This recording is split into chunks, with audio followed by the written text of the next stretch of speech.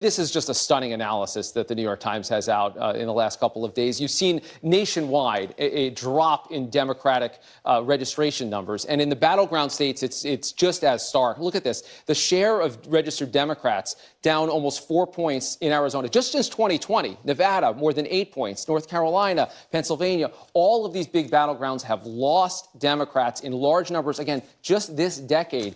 So that just tells you how tough it's going to be for Democrats to fight their way back when it comes to control of Congress or potentially the presidency down the road. It's hard to create a wave if voters are fleeing your party. Extraordinary that Democrats have lost more than 2 million registered voters just in the past 4 years, and Republicans have gained. Boy.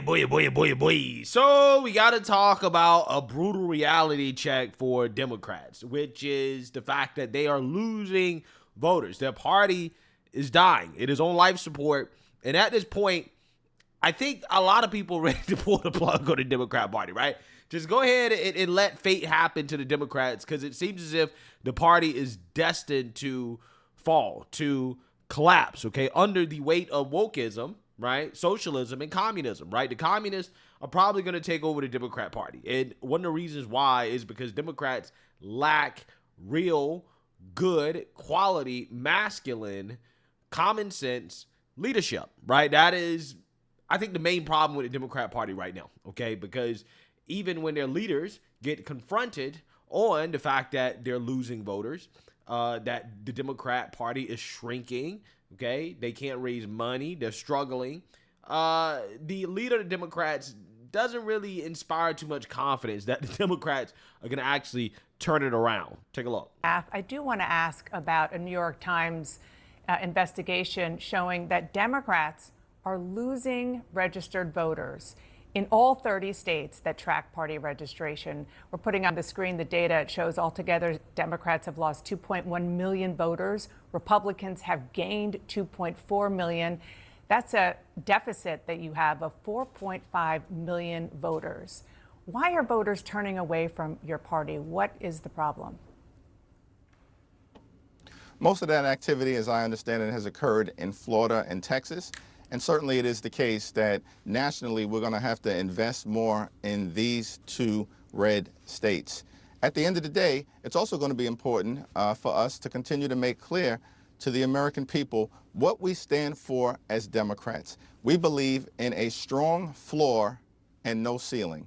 In this country, you work hard, you play by the rules. There should be no ceiling as to what success you can accomplish for yourself, for your family, for your children, for your grandchildren, and your community. At the same period of time, we do, as Democrats, believe in a strong floor. That's a strong floor that is anchored in Social Security and Medicare and Medicaid, veterans benefits, nutritional assistance, and the Affordable Care Act, the things that Republicans are actually trying to detonate. That's the difference between Republicans and Democrats, and the more we can lean into what we stand for as a party, the better off we'll be moving forward. Yeah, so discount Obama, T-Mobile Obama, dollar store Obama, no swag Obama, no Riz Obama, no charisma Obama. He basically is pushing the new message from the Democrat Party, right? I guess this is their new slogan, right? I'm not sure exactly what it is, but they say that there's a strong floor and no ceiling, right? Strong floor and no ceiling. That is what Democrats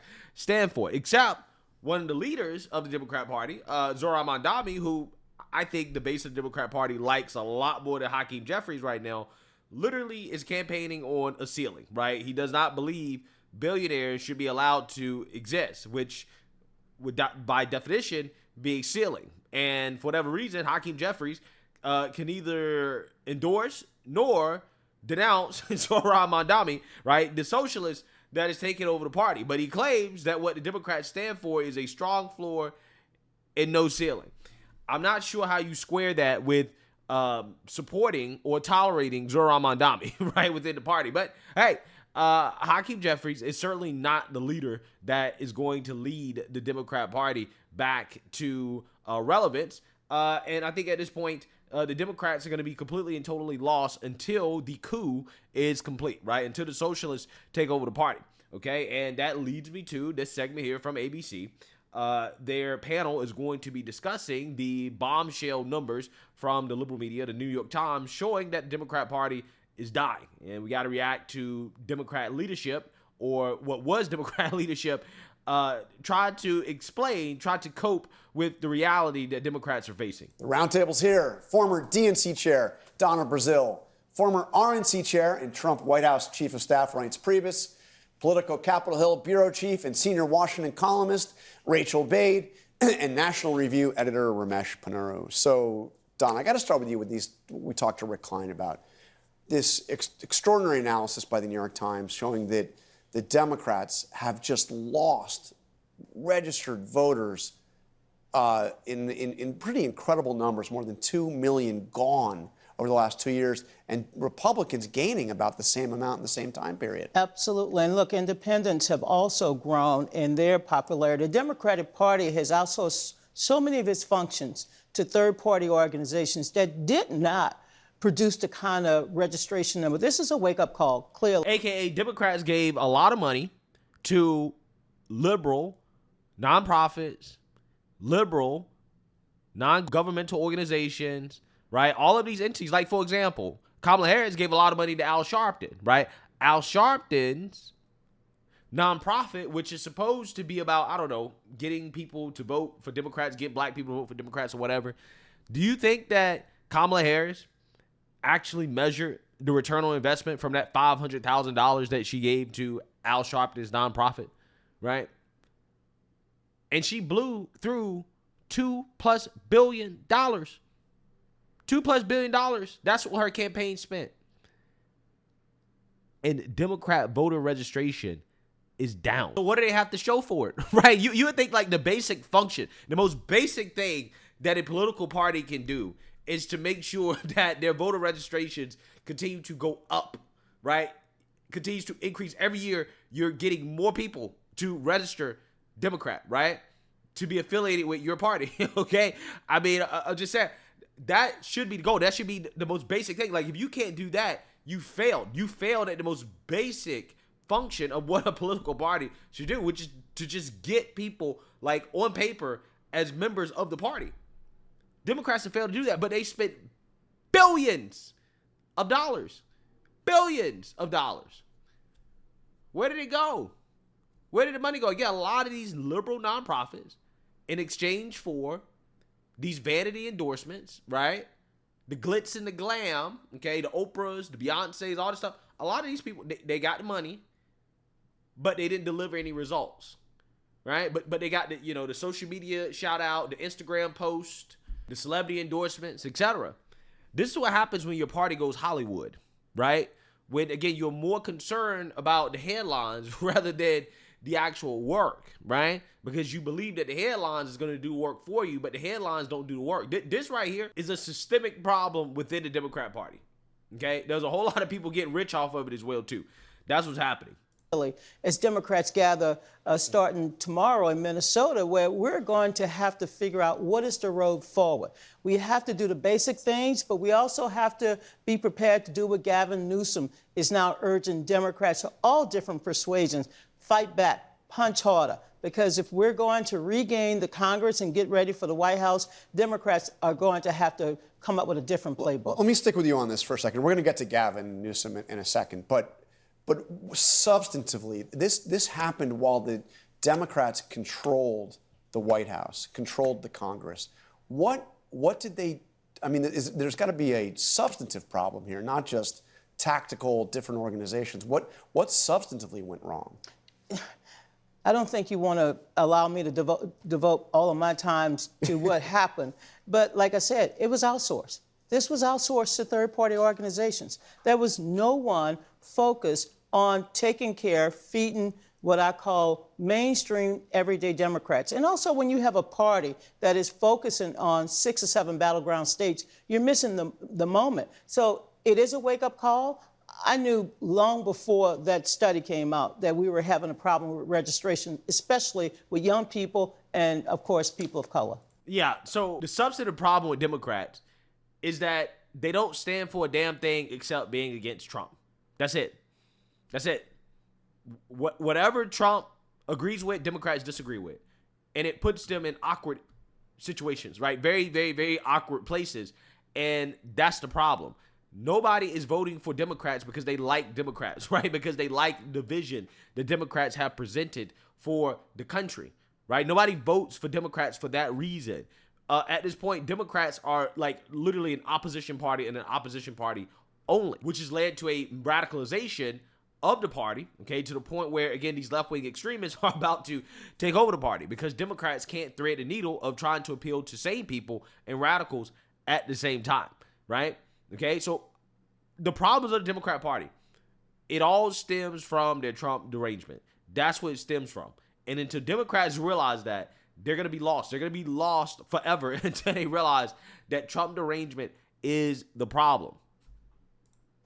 Well, first of all, as Donna knows, the most important thing in winning elections, number one, to know where your voters are at. And then the strongest indicator for that is voter registration. They're getting trampled in all 30 states, every battleground state. All 30. We have 50 now. Right, but there's only 30 that you can track with voter registration. Sorry. And the other 20. This is like natural for Donna. You can track it in 30. Yeah. Right. But the bigger problem is, and the elephant in the room here is that the Democrats are on the wrong side of normal.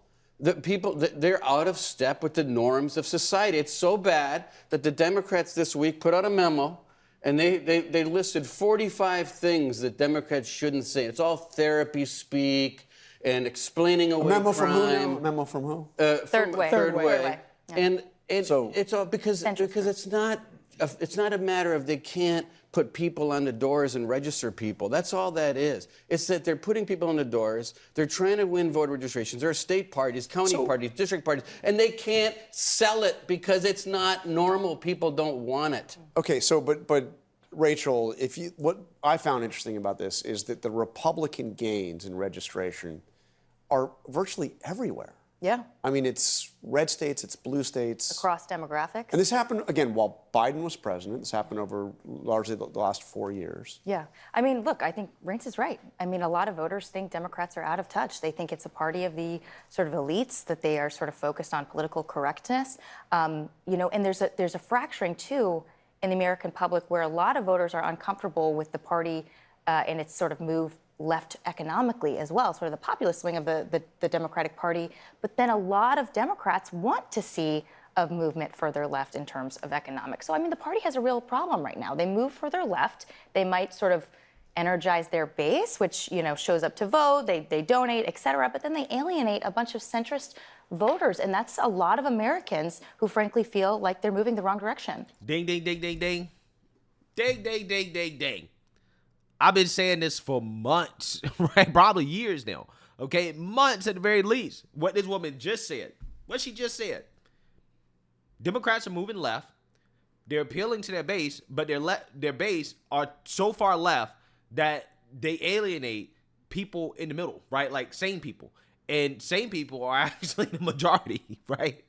That's the crazy part about it. Sane people are the majority. Now, they're not as passionate as, again, the far leftists. Okay, so again, this is why Democrats want to appeal to the far leftists, because the far leftists will donate money, they will show up, they will give energy, they will do all these things, right? They will get that ground game going. They will knock on doors for you, but in order to appeal to these people, you have to be insane, right? You got to be insane. They're pushing insanity, and that turns off everybody else, okay? And I think that it's very clear what's happening. And this is why they're falling apart. This is why they're shedding voters, right? People are saying, I am not a Democrat, right? People don't want to be associated with the Democrat Party. It is now a stigma, right? It is a stigma to be a Democrat, especially as a man. If you are a man and you are a Democrat, right? You self-identify as a Democrat, as a socialist or a communist, yeah, there's some real problems, right? People are judging you hard, okay? Same people are going to be judging the hell out of you. I'm just saying that's just the reality of our modern politics because of just how far left the Democrat Party has gone, right? But, I personally believe that Trump derangement is the problem until they acknowledge that Trump is not far right, that Trump actually on a lot of issues really is closer to the center, right, the middle, than the Democrats would like to believe. And the American people agree with President Trump more than Democrats would like to believe, specifically on issues like crime, illegal immigration, things like that. Yeah, until Democrats get some common sense on some of these core issues, again, mainly crime and illegal immigration, they're going to struggle, right? They're going to struggle hard, okay? But those issues are culture issues, right? They are culture issues, and that's why Democrats have lost touch with the average American on those issues, because they're appealing to people who are extremists on these social issues, right? And that's, in my opinion, was really tearing Democrats apart. Again, illegal immigration and crime are common sense issues. The Democrats lack common sense. And again, this is why they're struggling on those issues. Republicans are destroying them on those issues that matter a lot, okay, to the everyday average American. So let me know what you guys think. Make sure you like, comment, and subscribe. Most importantly, share a Black conservative perspective. Peace.